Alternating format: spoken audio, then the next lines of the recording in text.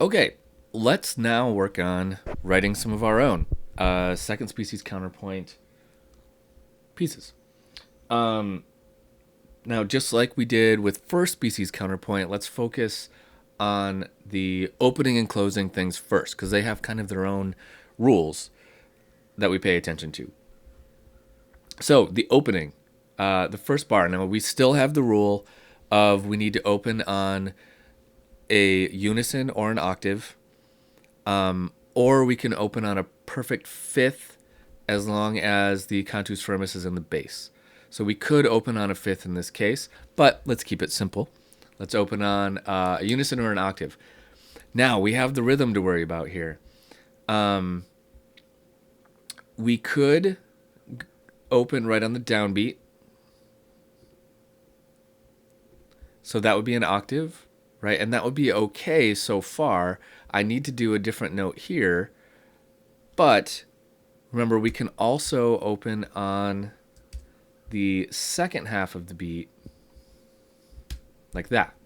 And here's what's interesting. Depending on what textbook you read, this is actually often called the preferred way to open a second species counterpoint. And the reason is that it helps clarify the independence of the two lines. You hear this one start, and then you hear this one start. And it's easier for the listener to hear that there's separate lines this way. So this is often kind of the preferred way for it to start, interestingly enough. It seems like, kind of a cheat to do it that way, but it's not. It's actually kind of good. So now let's jump to the end. Okay, so in the end, we want our last bar, again, to be a unison or an octave. And the rhythm of the very last bar is always going to be a whole note. So let's go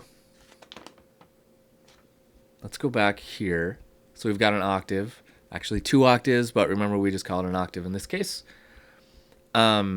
And we don't need another half note here. In fact, we do not want another half note there. This is the resolution, that is the end. This is the downbeat of the last bar. There is no more.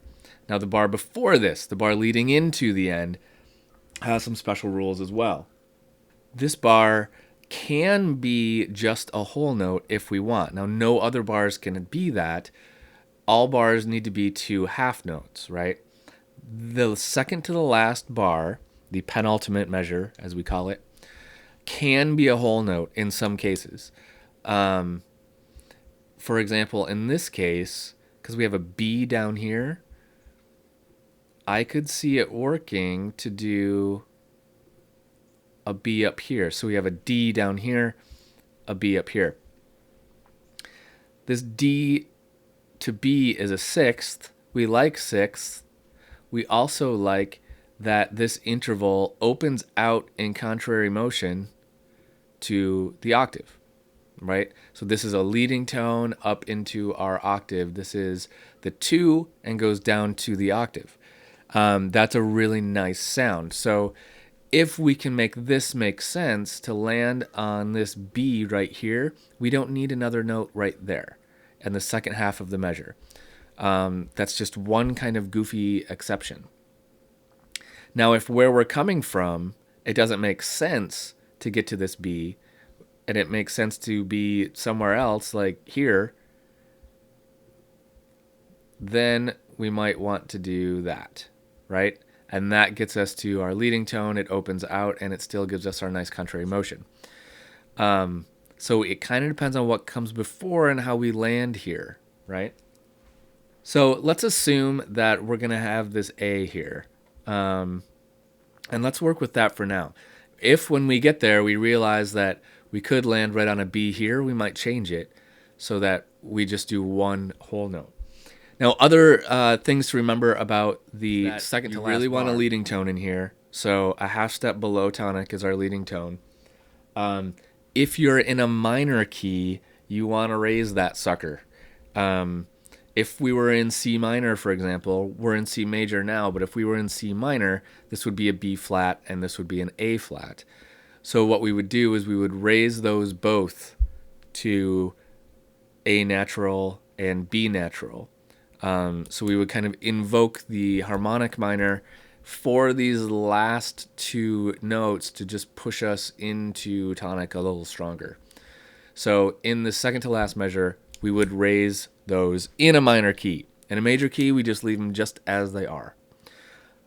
So keep that in mind. We always want to raise our leading tone and our sixth when we're at the end of a counterpoint to help just push us back into the tonic when we're in a minor key. Okay, so those are our main things to remember about the beginning and the end. Let's do a quick review. Remember the beginning, we want an octave or a unison most of the time. In some exceptions, or in some cases, we can do a perfect fifth. We can start this on the downbeat or on the offbeat, and doing it on the offbeat is sometimes preferred. The end note is always a whole note, and it's got to be an octave or a unison. The penultimate bar, the second to last bar, could be a whole note or two half notes, depending on what works best, and needs to be a leading tone pushing into our tonic.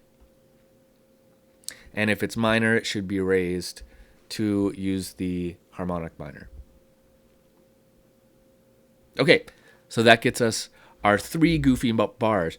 And one last thing to point out is that these three bars are the only three bars in second species counterpoint that can be anything other than two half notes.